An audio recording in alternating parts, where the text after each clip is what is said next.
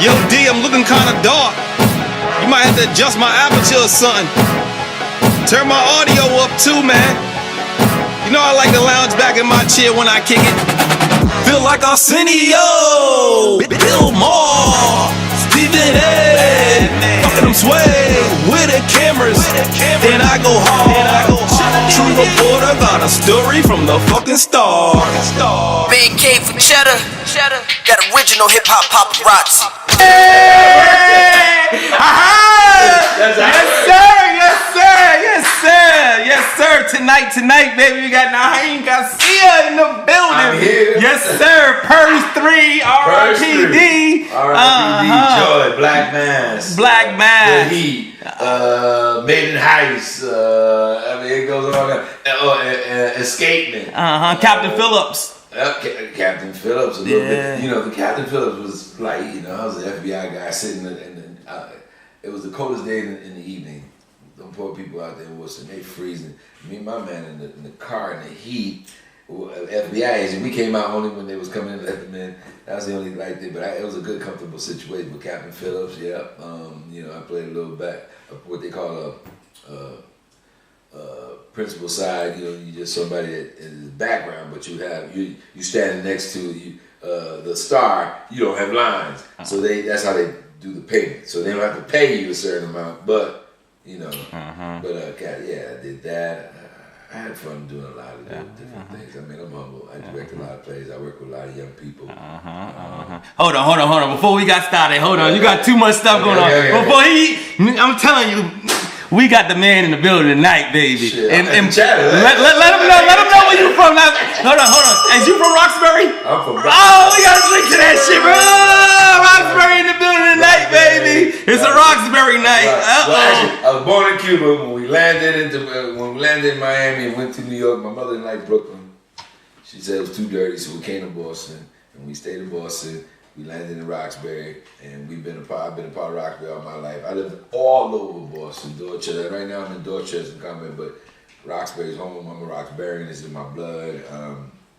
The fight, the struggle, the education, the street knowledge that I've obtained is all from Roxbury. I hung in Dudley.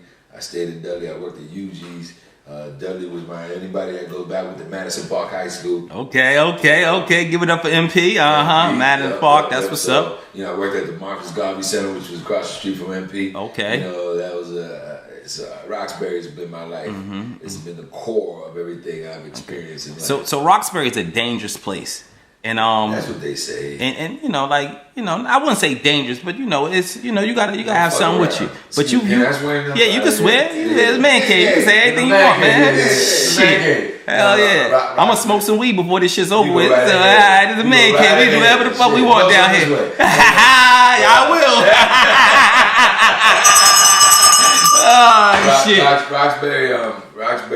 Roxbury can be very notorious. A lot of bodies end up, a lot of young people out here hurting themselves, man, really bad. Back when we was coming up, I mean, we were growing up, you got Interville and the Gate. You grew up off of Humboldt, though. Humboldt was a serious street. Humboldt, Brooklyn. Humboldt, yeah. That's where I spent a lot of time growing up. I went to school. I went to the Curley, so everybody lived in Roxbury went to the Curley middle school. You didn't go to the King or any of the other joints around. Okay. So yeah, I spent, basically I grew up in the '80s, man. I was here when there was 150 bodies in one summer.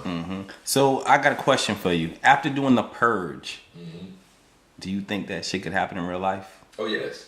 Once we realized Trump was going to office, and Trump would be a motherfucker to make that happen. Yeah. Think about it. The logic behind having to control crime. One day for 12 hours where you can let it all go. That motherfucker you want to see, you can see. And don't get a consequence for it. All you gotta do is make sure you don't get got. Yeah. You know? And think about it. The insurance level, there's purge insurance. You got special insurance that you can pay for a purge night.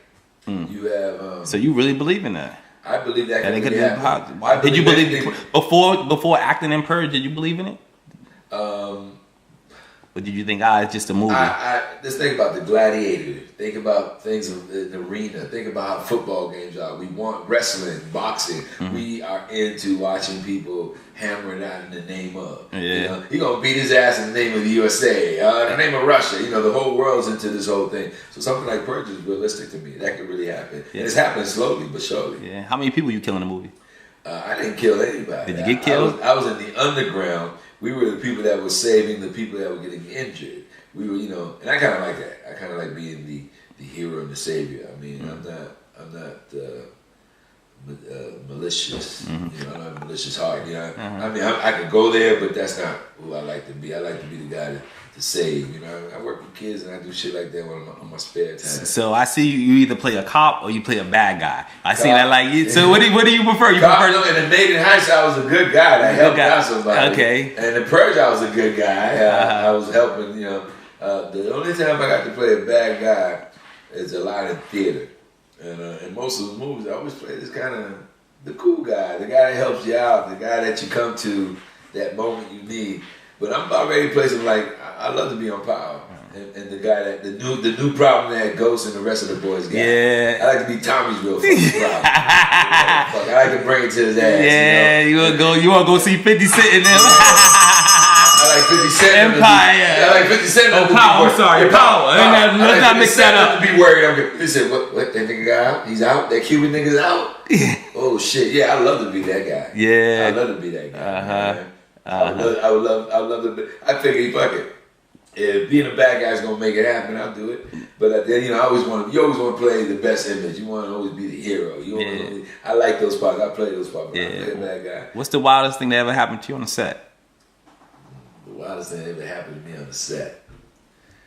Nothing really wild, man. Nothing I can tell no story about how I got in the trailer and somebody opened the trailer and blew my socks out. Nothing like that happened. Nah, none of those, nah. No, outside getting fucked up and going on set. Being fucked up and going on set. Like, hey, everything good? And running lines.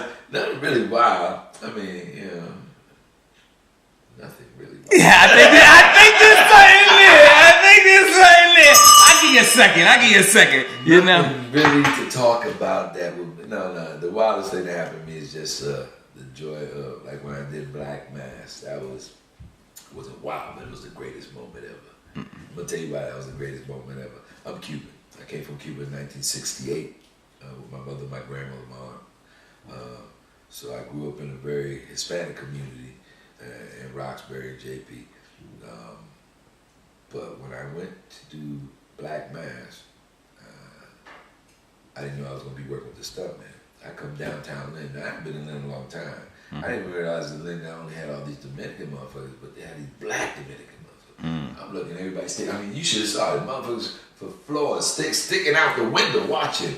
And when I looked, I realized, these motherfuckers, look at this man. I said, ¿Qué pasa, mi gente? They lost their motherfucking mind, man. It was like, oh, shit, he's one of us. Yeah, man, that's a having a good time and the whole shit. That was pretty cool, man. That's what's up. It was really, really, really cool, man. They enjoyed it, and we had a great time. It felt good. You know, that's it. But I've had any of those crazy times. I mean, okay, I've gone on tour when I was doing tours for plays. That's a different story. Tours for what?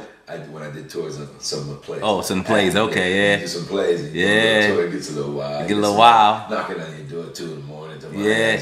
I got off work. You know, you had that kind of thing. Yeah. Going on. You know, to get drunk, to get gambling parties, and you know. So any bad drunk experience? Wake up drunk somewhere and not knowing how you got there? Yeah, I woke up drunk and ended up back at my own house. Yes. Explain that one. I was out hanging the hell out. And next thing you know, there's 2 tequilas later, and I don't know, I thought somebody put something on. I don't remember what happened. I know I was driving, and I was going towards some party, had pocket loaded of bullshit and everything. I was getting ready to get in, and I ended up in my own house with my suit jacket, my suit tie, my hat, everything looking tight. When I looked down, I had no drawers, no pants, and we saw Oh, you was butt ass naked from the waist down. And my ex-wife was upstairs, and I know my mother-in-law would come downstairs. And I don't know what happened. Nah, what was you drinking? Tequila? I was drinking vodka and somewhere tequila, and then a couple other things went on. Some things I've had to not mention. Yeah, you was partying, huh? Give it up to the partying. I lost my mind. I did. Man cave, baby. Naheem Garcia was partying, you know. Nothing, the mother, and shit like that. I'm home. Oh shit. Oh, you scared because now you're like, what the hell you walked into, right? You don't know. I did something crazy. Yeah. Wow. I did something crazy, and still to this very day I don't remember what the fuck happened. And that's what scared me about the tequila, because we was drinking vodka and they started giving me shots like this. This guy who was messing around trying to flirt like my sister, and I came at him. After that, man, I don't remember what the fuck happened. I know that there was images of being somewhere, crowded party and shit and everything. I don't know how I ended up with no pants, no drawers, socks and the shoes on only. Yo, suit.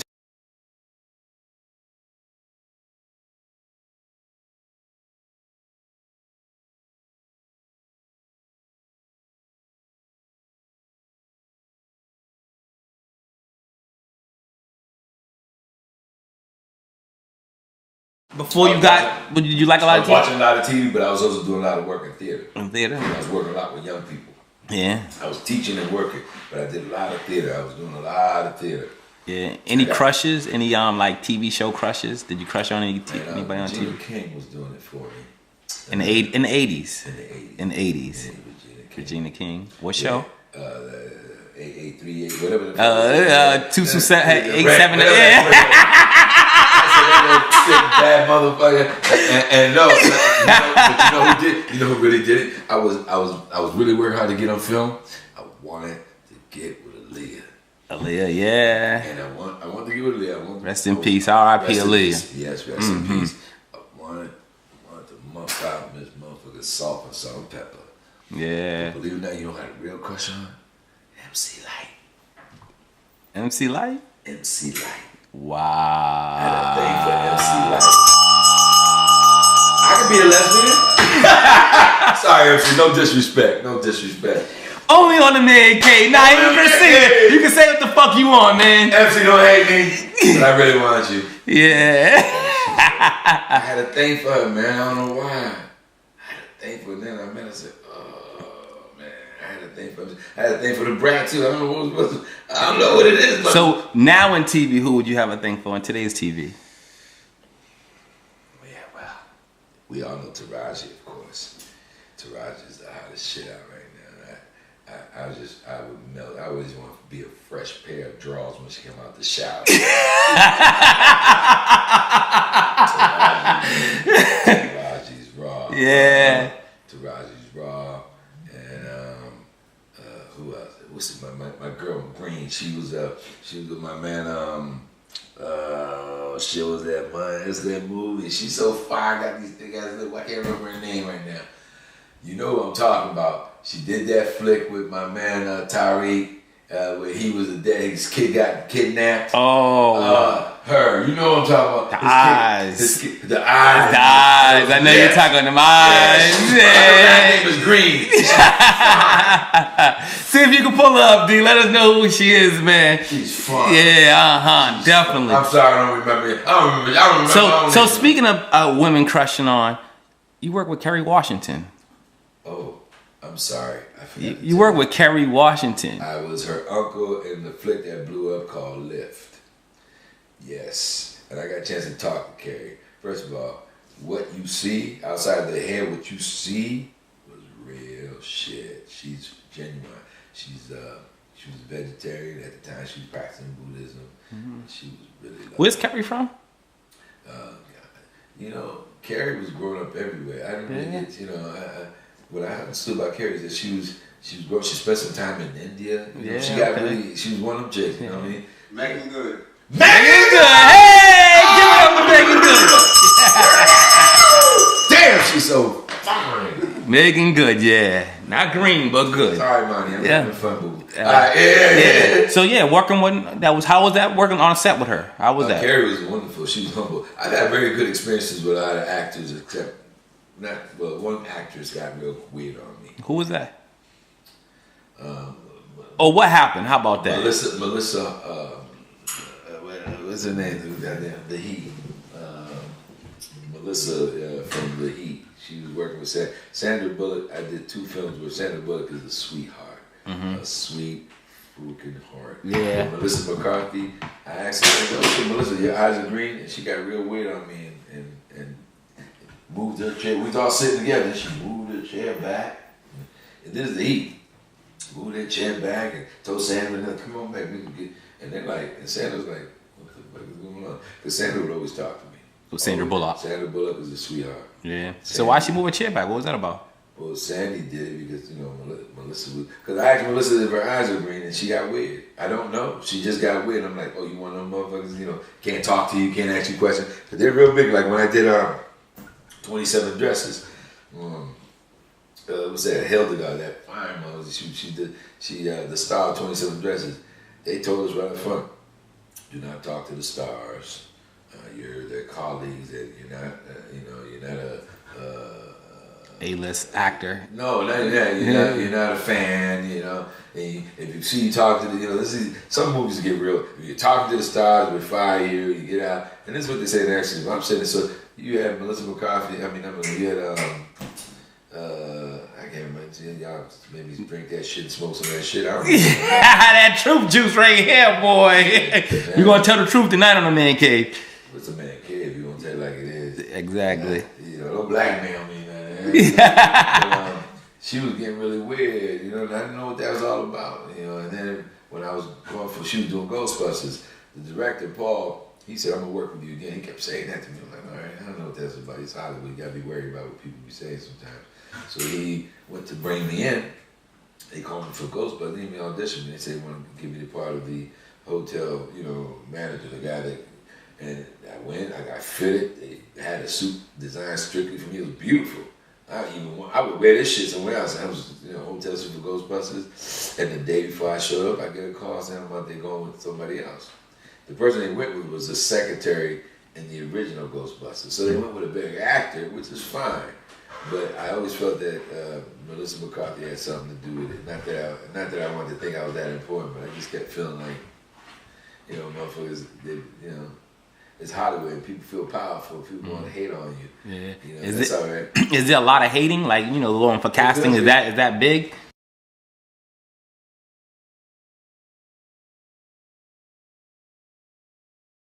Like, oh, yo, shit, your eyes are green? Motherfucker got real weird on me,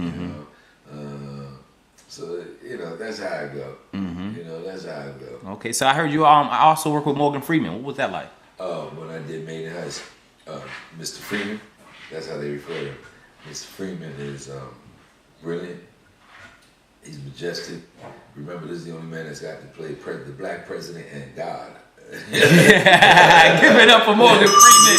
Give it up for let me drink to that, man. Mr. Black Freeman. Man played president and God. Yeah. On TV. On TV and movies. On the white man's TV. Yeah, to the point where I played. I'm gonna tell you the truth. I'm getting this movie. I'm doing this movie. I get this part. I'm on it. They're talking about you got a big part with Chris. I'm like, Chris. And I was very ignorant. I didn't know. Most of the time I don't know what the fuck I'm getting ready to walk into. I go to the part. I think the part's small. Like the Purge. I thought the part was small. Next thing you know, I'm revealing the whole shit. I'm in the middle of telling them, the whole plot. Like, wow, how big? And I'm doing it with the star. This time with Christopher Walken. I didn't realize it was Christopher Walken till the morning I walked in. I get what they call the sides. And I'm reading. Yeah, you got this big part with Chris. And they're talking to Chris, and I'm like, Chris. Then I look. I said, Christopher Walken. I said, oh shit, the King of New York. Yes. Christopher Walken. I got a part with Christopher Walken. Yeah. At that point, I ain't gonna lie, my dick got hard as shit. I was like, I'm a fucking man. I wanted every the King of New York. Yes, yeah, Christopher baby. Walken. Yeah. That is motherfucker, the Deer Hunter. I'm getting ready to do this shit with him, and it's blowing my mind. And I'm getting my lines together. We're doing the scene, and Chris is having trouble remembering lines because he said, okay. It's been a long day. I was there from the morning. I slept in the trailer for like 6 hours. It was great. He listened to me. I said, I can get used to this. I'm dead serious.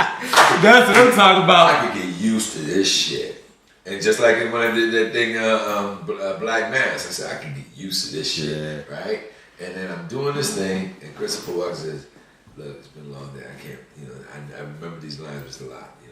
Can we shoot another day? And the director said, man, you available? And I said, look, tomorrow I got to teach. I got a teaching gig. It's part of my, before you all motherfuckers, they hired me. I got a contract. I got shit I got to do. Boom. I go home. Then Boston Cast, Angela Perry sends out an email looking for black males, certain side, blah, blah, blah. Bald black man need not apply. Now, I'm paranoid at this point because I think I done fucked up and told him I can't do the next day. Who am I to think that I'm like Christopher Walken? I'm not available. I'm like, was somebody crashing the party? Yeah, right? It's the man cave. Somebody knocking on the door, huh? Yeah. And I'm going through this thing saying, oh shit, Christopher Walken. I said, oh shit, I got fired. Nobody's called me, so I'm not thinking I got fired. 2-3 days go by, I'm thinking I'm fired. I'm thinking this is over. Oh my God, I don't fuck my career up. Next thing you know, I call Angela Perry. I called my friend Lois Roach and I said, look, give me some direction. Lois Roach is a very well known female director, writer, producer here in Boston, educator, my mentor. And I said, Lois, look, I fucked up. And I told her I'm available, and I think I could. And then I see this email from Angela talking for a black man, bald black man need to apply something. I'm fucked. I'm out. And I decided. She said, call Angela and confront her. But I said, oh man, I don't want to get into all that confrontation. I said, I know. Call on the phone. I said, I get on the phone. I call. I said, Angela, am I fired? Y'all did I do something? She said, no, they love you. Oh, no, baby, I'm sorry. No. The part we were looking, I said, you said, ball back when you not apply. I thought I was out. I said, no, it had nothing to do with you. We love you. We've been taking care. You've been taking care of us. We've been taking care of you. Angela Perry from Boston Casting. Big shout out to her. And big shout out Boston to Casting. Give it up. Carolyn Pickett from CP Casting. Big shout out to her and the people, Christine Wise and from different casting. They had Melissa over there at Christine Wise. Those people have really been kind to help me in my career. But I was worried. When she said, no, you all right. You good, boom. Then I get a call 2 hours later. Hi, I'm sorry we took so long to get back to you. And they killed you. That once you're a principal, they really give it to you. Yeah. I'm sorry that we took so long to get back to you. That's what's up. Treating you good. Are you available to shoot X, Y, and Z? I said, hell yeah. I said, yeah. I'm back on. Because I was depressed. I thought I was out. Because you that quick. You think you could kill your career that quick. You got one actor. Hey, who's calling? Nobody's calling. And what ended up happening is they hired me. They brought, I went back. I did this scene with Christopher Walken. And before I left that night, Christopher Walken looked at me and said, you're going to do very well in this scene. He said, you're going to do very well in this movie. And I was like, really? He said, all right. So it happened. It was a nice experience. It was nice to hear Christopher Walken and Morgan Freeman. He's sitting in the van. I didn't really get to talk to Mr. Freeman. He wasn't having it, huh? Well, he was producing at the time. He was busy, and his granddaughter was the one who was the PA that was escorting me back and forth. Cute little ass. God rest her soul. She got, she's the one that got killed. But yeah, man, that was an experience. Chris Bosh said, "You're gonna do well in this movie." I was like, "Oh shit, is that a sign?" You always looking for a sign. This is a sign that I'm gonna make it.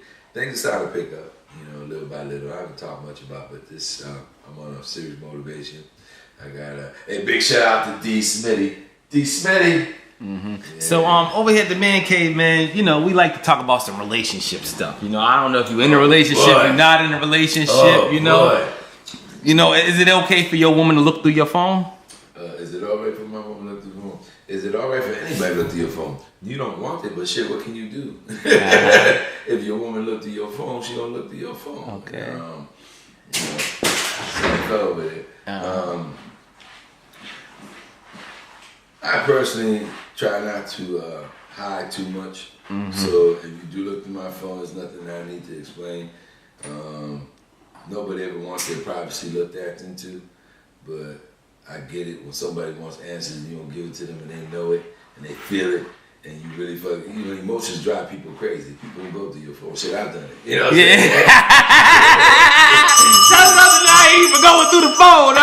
Did you find something? I did. Yeah. And be careful what you look for. Oh, amen to that. Be careful what you look for. Yeah. Wow. So that's all I gotta say. You know, be careful what you look for. Be careful what you find. You know. Outside of that, that's just real life shit. I see. So we rolling and we jumping and rolling on these man cave questions. You in here with this one right here. Why not? Bro? I mean, you gotta be real about it. I'm not gonna say bullshit. We in the man cave. Yeah, we in the man cave. So this is a question a lot of men trying to shy away from. Have you ever paid for sex? One time. One time. Oh, give it up. One time. Hey! Did you get your money's worth? Wait a minute. Hold on, did you get your money's worth? I got my money's worth. Okay. And I didn't even really pay for it. It was a gift. But it was my money, so it was my money. You want it here or you want it there? I said, give it this. Put it on red. Put it on black. I was drunk as a motherfucker. I was like, yeah. I was skadoodled. I called for a Chinese. They said she was Chinese and Indian. Man, this bitch was Chinese. Her name was China Indian, but she wasn't on China. Showing up looking like what? Looking like what? Oh, she looked good. Yeah. But she just wasn't a Chinese and Chinese and Indian. I thought I was some exotic. She had the Chinese Indian dude. And she was a black girl with a little fucking tan, a little light skin with a little tan. She looked a little, whatever. It didn't matter. We did the damn thing. We had a good time. Fuck it. One shot, one time. One time I ever did that. Yeah, I hear you. And, you know, and somebody had to do it for me. Yeah. I'm cheap. It's like strip joints. I don't like going to strip joints. Yeah. Don't dance on me. Don't rub up on me. Don't be on me. No. Because first of all, I don't want to pay to see you dance and shake your ass. And you've been doing it to everybody, and everybody paying you, and nobody walks away with pussy, but we walk away with a hard dick. And I can't deal with that. You know, it's frustrating. It gets me frustrated. I don't like it. Yeah, I can agree to that. I can drink to that shit. Yes, sir. Amen. Now, since you've been acting, have there been groupies on the road? No, man. I'm telling you guys. I'm sure there's groupies. I have people that have really been into me and whatever, but I haven't had those kind of sick and crazy experiences. I don't want that shit, man. Can you imagine, man? You know, motherfuckers at your door, crawling through your window, trying, somebody being in this relationship that you never met, you in this imaginary relationship. Yeah. That can get pretty sick, man. But I never had no groupies. Nah, no groupies. No groupies at all. But I can't say I don't have no groups. I have people that have followed my career. Women. I have women that have named their children after me. But yeah. I don't know, brother. You must be a bad man. Brother, I just think it was this very powerful situation where these sisters were very touched by whatever and wanted to name their children after me or something. I never touched them, I never kissed them. You know what I mean? We in the man cave. I can tell like this. You tell like it is. Come on, speak on it. And it kind of baffled me, like, well, you want to name your kid after me?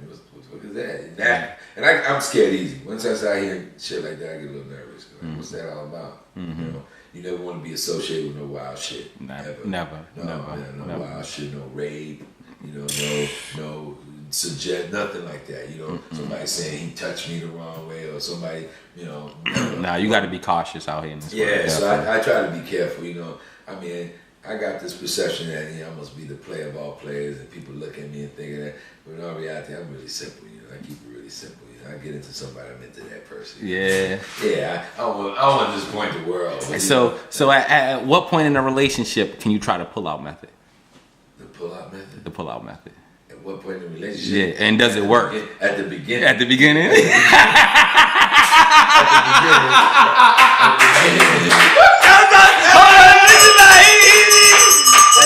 I ain't gonna ask you when last time you went raw, my brother. Now he stayed to the point at the beginning. Now is it successful? It has been. Yeah. Well, see, the problem is whoever you're gonna go there with, it might be somebody you want to run a mile with. You know what I'm saying? Exactly, and it should be. It should be. Because you're the one that. I'm sorry, we wearing all kind of leather coats and exactly. shit. Amen. You better. You wouldn't be sitting here. Well, no. Yeah, you wouldn't be sitting here. I might be sitting here, but I might be looking good. I'm gonna go.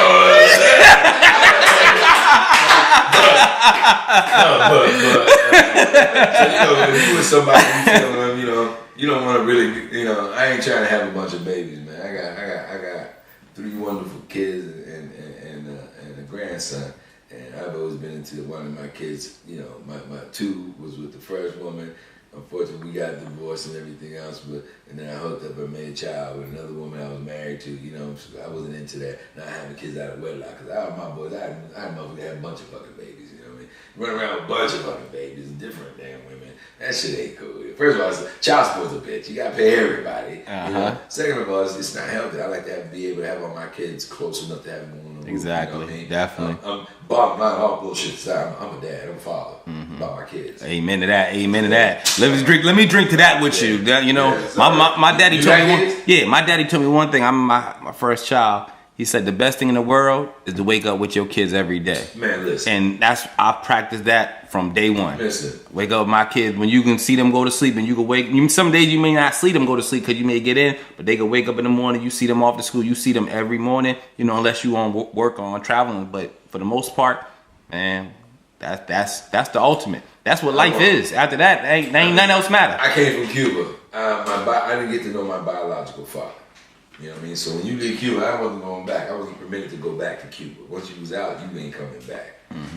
In that time period, 6, you can't come back. I never got a chance to really know my biological father. I thank God that I had the man that raised me. He's my father. He's your father, definitely. Definitely. He put that work in. I was married to my mama. My mom was my parents were ministers. That's why you like this. Naheem Garcia, baby, the man cave. I'm button. Y'all see it. Man. Shit. They got a little wild. And then mama, but my daddy, that was my daddy, And I had other men who became male influences, like my brother Jali, my Uncle Mason, Louis Elisa, Mr. Richardson, you have Mr. Lewis. These were men that were influential in my life that I experienced, that I respected, that I looked at, that I noticed, that I paid attention to. But my brother Jali took real hands on me.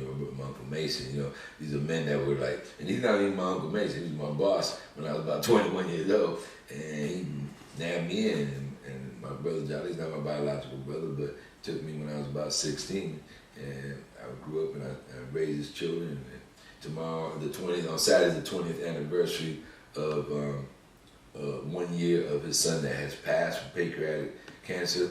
Peace and blessings to my nephew Jolly Bishme, Allah Barnes, who died of pancreatic cancer at 36, and we're doing a nice thing on Saturday for him. And to see one of the greatest men that you ever respect and love, man, lose his first seed, and you as a father, I wouldn't even know what that. I don't even know what to swallow that pill. You know what I mean? Not to bring it down, but we in a man cave, man, and real men go through. People don't know that we have moments like this. Niggas talking shit out. That's real. Man, that's talking real. About some real shit because I'm trying to figure out life. So I'm talk to other men trying to figure out life. Yeah, I'm saying I think we, if we haven't been there, we know someone who's been there. Yeah. You know what I mean? It's tough out here, man. It's tough out here, and men, especially as black men, we're not comfortable with communicating with each other, so we tend not to express ourselves. So when, as a black man, if I'm dealing with some shit that really hurts, emotionally, physically, just hurts you, we don't tend to like open up. We gotta hold that shit. We gotta be strong. So but expressing yourself and being able to get that up off you and be able to get somebody to give you some feedback, man, is always important. And that's something that I wish we had more of in our communities. You know what I mean? I think we're just lacking that advice. Like you said, you had them role models, the male figures. Today, a lot of today's young black men, We don't, you know what I mean? I blame us for not giving back. I don't even blame them. I blame us. We got to do a better job of taking care of our young men. Yeah, I mean, this is why I'm in the education. Like I said, we do God's work when we work with children. I work with children. I mean, we here sitting there having fun, a good time, but shit, I pay taxes. I'm a responsible man. But at the end of the day, I wake up in the morning and I go take care. Hold on. Just because we have fun and have a good time, that don't mean we can't take care of our people. That's right. Shit, don't they have fun and a good time? But don't they have fun? Hold on, don't they? Okay, yes, they probably do far worse shit too, right? They do far worse. Okay, so what? Cut that out. Yeah. We can have fun and have a good time, and we can take care of ours. But you know, the majority. Don't you wake up with your kids every day? Right, but yes. So you taking care of yours? Amen. But the majority of our brothers get lost in the sauce and don't know how to get back to the babies. You know what I mean? That's real. Yeah. That's why we got so many babies out here looking for brothers like that. Exactly. I got a bunch of babies that come up and be looking for a brother. You know, at my school, I'm an administrator. And my teacher, some of them they call me Mr. G. Mr. G. Some of them say Papa G. You know, some of them kids are like my own, man. So what do you do with these kids? Well, I'm an administrator. I work a lot with the discipline, support, and student support, helping students in classes and do what they need to do to get it together. You know what I mean? I deal with children and their behavior and rearrange their culture, prepare them to be leaders. You know, so a lot of people, they just see you as an actor, but that's the stuff that like you want hunted. That's what makes you want hunted. The acting stuff and the TV stuff is cool, but that's the stuff that makes you want hunted because that gives you something that no money can give you. I don't give a fuck how big the check is. Yeah. That giving back, man. You gotta give. If you don't give back, man, you. What's the point? I mean, at the end of the day, man, I can sit here and talk about, oh yeah, I was like 4 or 5, you know, big cocaine, and then I can do all that, right? I can talk, but at the end of the day, what's the point of doing all this work if you ain't gonna give something back, man? I'm a father, man. I can't sit here and bullshit and talk about I'm not gonna think about somebody's child. I see your child in the street, I don't even know him. I see him do something wrong, I'm gonna say something. I'm gonna step in there because that's somebody's child. Not only that, he's gonna be the decision maker in the future. And if we don't straighten his ass out, he's gonna be a nutcase making decisions on behalf of us, the people. You know, I'm tired of having young black men that don't get it, man, that don't understand the importance of the male role and the importance of what a male role is supposed to do and why a male role is supposed to be important. You know, you gotta be present, man. Them kids need you. I got 3 kids, man. I got a grandson. Am I always in their face? My youngest just turned 18. My oldest is, I won't say your age, but she's in the 3s somewhere. You know what I mean? And my middle boy is 26. You know, and so I have all these students that are babies that are around me. I work with children at my grandson's age. He lives in Fall River, but I see all these kids. Now sometimes, you know, there's not a day that don't go by I won't think about my kids, what they need, what can I do to better their life? What can I do to continue to make them proud? You know, and I didn't mean to make this shit so serious and shot, cause we're gonna get back to the fun shit, but outside of this, there's a serious part tonight. But I think that just shows character, and that should be in all of us. I'm saying we cool to party, do what we want to do, but we got to handle our responsibility. And if you handling your responsibility, how the fuck can anybody say anything to any other man that's handling his responsibility? If not, mind your motherfucking business. For real. You know, if I'm handling my business, mind your business. Mind your business. If you ain't here to support, depart. Exactly. Amen. If you're not here to support, then depart. Now, for the ones that ain't, y'all got to step up. Y'all got to step up. Nah, they ain't got to. Nah, they got to step up. Nah, they got to step up. They still our brothers. We got to support them, and they got to step up. They got to step up. But some of them cats really ain't got it in them. They're not gonna do it. You got cats being irresponsible, making babies out here, and ain't responsible. They ain't responsible for themselves. They're gonna be responsible for babies. They're all right with going up at somebody and leaving a sister abandoned, leaving a sister to deal with these children by himself. Now think about how that child might need your presence, whether you there or not, whether you live in the same house or not. But they know they can pick up the phone or get to you. My kids knew they wasn't waking up in the morning and finding me, but they knew that, Papi, what's up? Where you at? I'm coming on my way. Can you come get me? You know what I mean? But you got cats that ain't got nothing to do. One of my kids at school, man, he's disgusted with his father. His father went to court and denied him. I don't give a fuck. He said, not denied, he said he don't give a fuck fuck about him. Well, I tell you what, that's why folks' hustles is messed up. Because the kid makes you hustle harder. Because you know you got that responsibility. If you don't have, every time you have a responsibility, it makes you be responsible and handle your business. So the kid, the child, young daughter, young man, no matter what it is, you have to get to your paper and handle your responsibilities and do what you need to do. You gotta step up, man. So if you ain't handling your responsibilities, then get out the way. So you in trouble. You in trouble. So that I just think, you know, we just a fact that, you know, some men have to step up and be men. Some men have to step up and be men, and if they not stand up enough to get out the way, so another man come in and handle their business. Because I give it up to them brothers that step up and come with these women that got children and really be there for these children and these women. I want to give them some props. You know what I mean? So being that there's a lot of folks out here not handling their business, you know, I don't know about you but no, how about you? Would you snip it? Would I snip it? Would you snip it? Yeah, would you snip your shit? Oh, fuck no. Nah. Listen, God made it the way it is, and I'm keeping the shit the way it is. I ain't not putting no fake dick, lips, ass, nothing. I ain't nipping nothing. You better use sex control because I ain't nipping shit. Nope. That was a topic once. You ain't do. I'm not snipping shit. That no longer birth control. That's annihilation of a generation. I should be able to make babies for the rest of my life. I am the source. I am the XY. I'm not the double X. I'm the XY. It all comes from me. I'm the maker, the owner, the cream of the planet, the father of civilization, God of the universe, here on the planet. It is my job and my duty to be able to provide the sauce that calls. I'm sorry. Hey! Drink to that, baby! Hey! Cheers to you. Cheers to that, hey!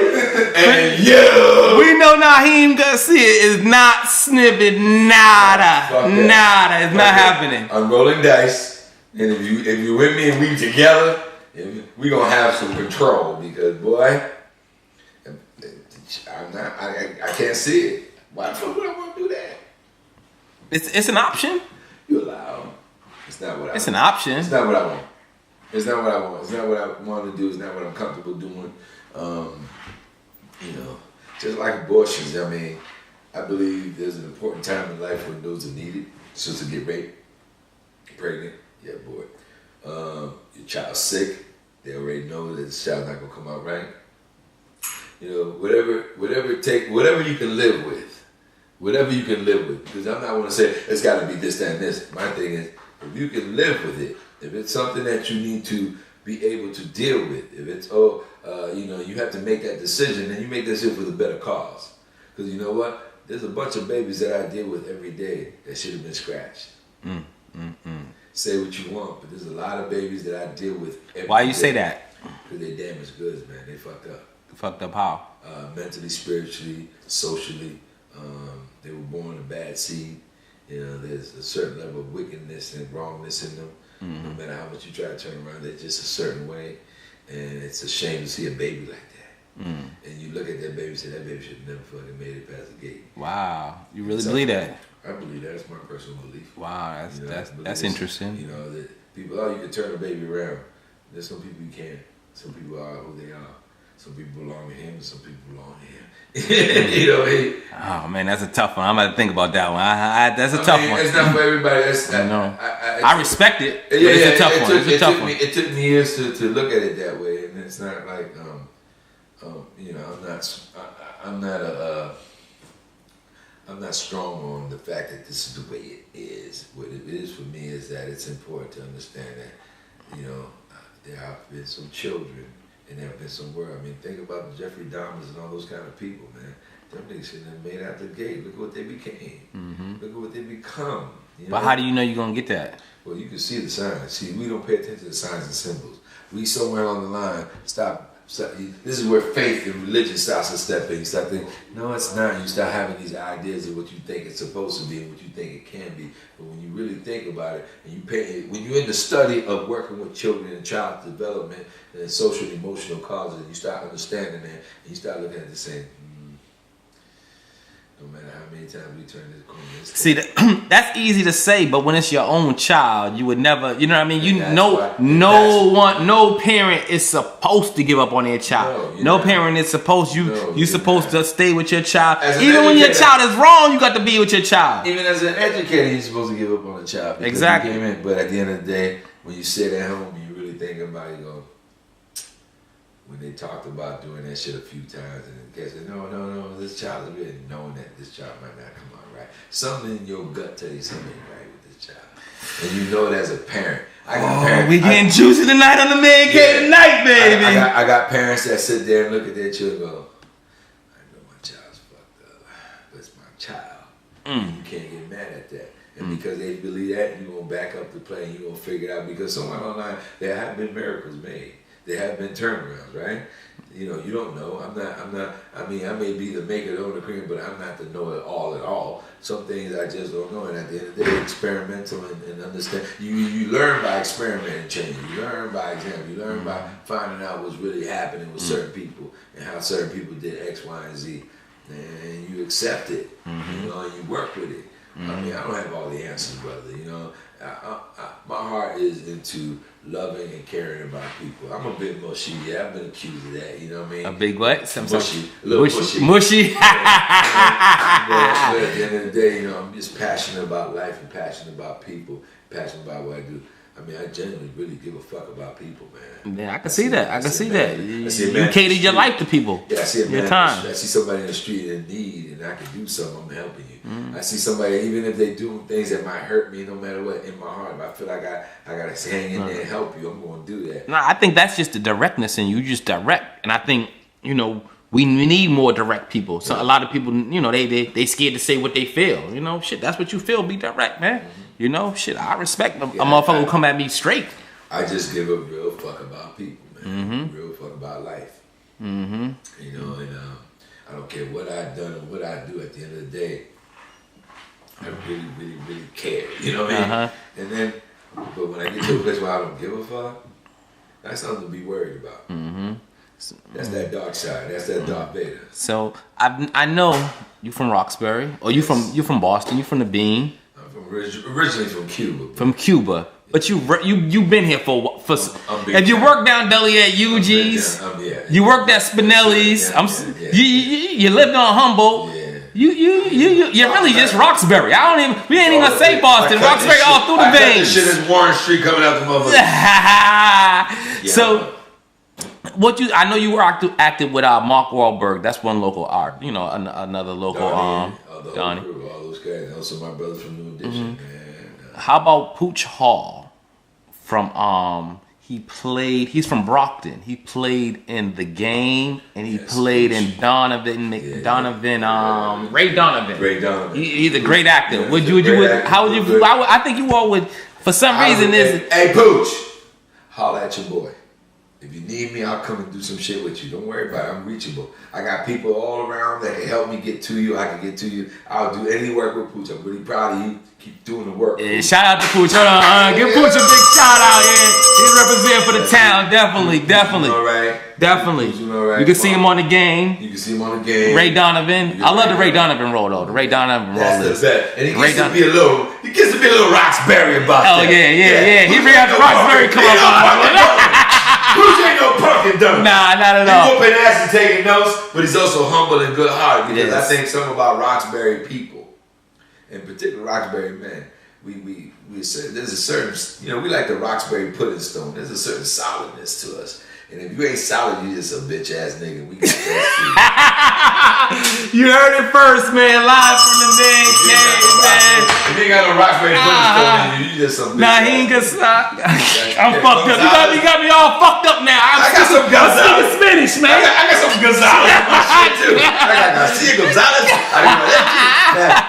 You know, we got all shit. I've been drinking. What the fuck is all in here? We've been drinking, getting fucked up tonight in the cave, man. Thanks for coming out, man. I truly appreciate you sitting down, just keeping it 100. 100. You kept it 100 all night. You ain't dodged a question. Man, you know. I mean, you know, it might come back to haunt me, but fuck it, I've been dealing with shit haunting me all my life. I got nothing to hide. I am who I am. What you see is what you get. You know, I give a fuck about life. When I love hard.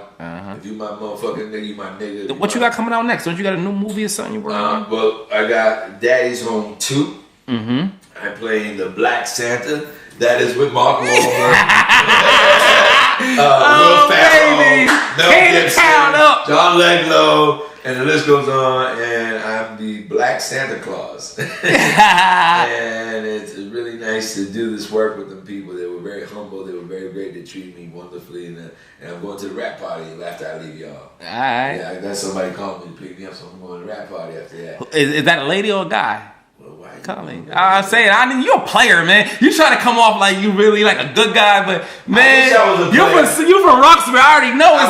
You said when you cut your deep. I'm gonna say this. I wish I was a player. If I was a player, I wouldn't let a lot of shit fuck with me. My heart wouldn't be tripping. Let me leave you alone tonight. I'm gonna let y'all be easy tonight, man. I'm a lover, but I get fucked up. At the end of the day, man. I'm going out with a friend. I told you, man. The true Roxbury. A special friend. Special good That's friend. What's up, man. A solid friend who I can't see going through the next level of experience without. Well, thanks for pulling up on us. I appreciate it. Thank you for coming through, man. Coming through the cave, man. I just want to say one thing to you all, man. First of all, your studio is beautiful. Second of all, if you think we're not doing the same thing everybody in New York all over the world on this level is doing it, we're doing it here in Roxbury. In Roxbury, not anywhere else, not downtown, not Brockton, not South Shore, not North Shore, right here in Roxbury. Not even in Dorchester. Dorchester's got laid out shit all over the place, but right here in Roxbury, Cheddar got it. The Man Cave podcast happening, and it's a real nice setup. It's not cheap. Anytime they want me to come back here, I will come back here and we can talk about anything. I'm comfortable here, but I'm very proud of seeing two black men. Cause my boy D back there. Shout out to Diego, holding us down back there. And because Diego was just swimming, 50 minutes with Naheem Garcia, and he's doing it. Big holler again to Sister D. Smitty. And we're going to put it like that, because I know she won't put it out. We're going to D. Smitty. Good shout out. She's looking out. And other than that, man, I really am proud of you brothers and proud of what you're doing. And I don't care what people got to say. They got a problem with what you're doing. They tell them to come see me. All right, I will. I'll make sure my ass is fucking bad so they can kiss Thank you, man. Other than that, Man Cave, raw direct. You ready? My name's Naheem Garcia. Man Cave with Cheddar and D. Having a good time. Peace. Man Cave for Cheddar. Got original Hip Hop Paparazzi.